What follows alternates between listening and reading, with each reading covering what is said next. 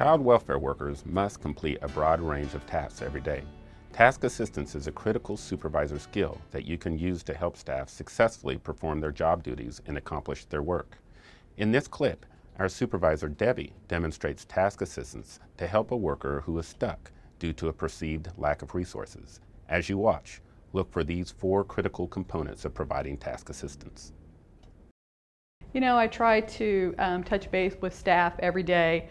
I stop by their offices, I address specific issues. We sit down and we talk about the assessments that have come in, what's on the information in the assessment, then how do we develop the case plan to assist in those tasks, and then where can we find the resources that we need.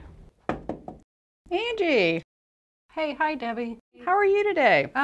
Pretty good, just really working on this case today. Well, what's going on?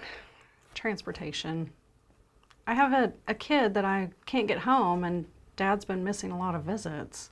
Do you need to talk about it? Sure, that'd be fine. You want to just do it now? All right. So can you tell me a little bit about the situation? Well, the big challenge is Dad has a drug problem, doesn't have a car that's reliable, can't get anywhere on time, have the judge breathing down my neck because Dad's not making appointments and stuff.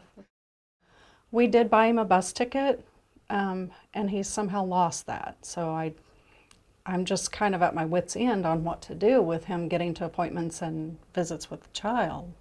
Yeah, it is tough because there's that, you know, we're responsible and we're accountable to the court. However, we need to encourage Dad to be able to take some responsibility too. Have you gone over the case plan with Dad lately? I haven't, Debbie. I really just have not done that. Right. Do you have it with you? Yeah, I think I have it right here. Well, why don't let's take a look at that. I know under transportation and visitation, there is an area that talks about who's going to be responsible for helping with transportation. Okay. And I think down here it says there's a Bud Jones. Does that name sound familiar? You know, I think that might be his brother. Has he ever talked about his brother? Not really. Right. It's really kind of hard to talk to about the transportation because it's always our fault because we're supposed to get him everywhere he needs to be on time. Right. Did you do an eco map with him at the very beginning? Oh, I think we did. It's here. All right. Well, how about maybe if you took the eco map back out and went over it with Mr. Jones to look at, you know, and kind of identify some of the circles, maybe he would understand more what it means now as far as how it can help him. Oh, that's a good idea. I didn't think of that. Yeah, I could try that. All right. Do you feel comfortable talking with Mr. Jones about this? Oh, you know, he likes to yell at me every chance he gets, so every time I have a conversation, it's very stressful with him. Well, how about if we act it out? I can be Mr. Jones. That'd be great. All Give me some right. ideas. You know, I just get tired of you breathing down my back. It's not my problem that I can't make it to appointments or get to my visits with my kids. We wouldn't even be in this situation if you wouldn't have taken my kid. That's funny, Debbie, because you sound just like Mr. Jones. Mr. Jones, we're only meant to be a temporary solution to try to help you through the difficult time so that you can get your child back home with you. I was looking through the file and there's a Bud Jones. Is that your brother? You know, that is my brother, yeah. We don't talk much though.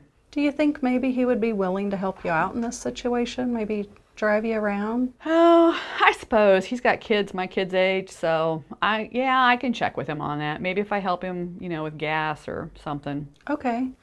I also noticed that you had listed a neighbor. Would he be a support to you, maybe help you? You know, I hate asking people for help, but, you know, I probably could. He's got kids my kid's age too, so. Okay, well, why don't we start with that, Mr. Jones, and let me know how that works. Okay, I'll see what I can do. All right, so Angie, how'd that feel?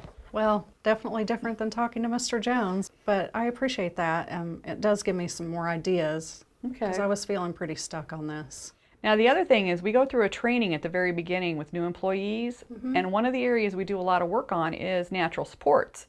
Do you remember that? Oh, you know, I haven't thought about that training since since it ended, but yeah, I do remember it now that you're talking about it. You know, I would recommend that you get that book out and just kind of look through that area. Okay. And it might give you some other hints of questions you can ask him, other avenues that maybe you can encourage him to look at. Okay. Because bottom line is we want to be able to work ourselves out of his lives. Good point. All right. I know. Thank you so much. That's very helpful. All right. So if you have any other questions, you know where to find me. I do. All right. I hope that helps, Angie. All right. Thanks, Debbie. All right. Bye-bye. Bye. It's really important to remind your staff to take a deep breath when they're in crisis. Then they can look at the problems in front of them and maybe be able to refocus on what the task at hand are.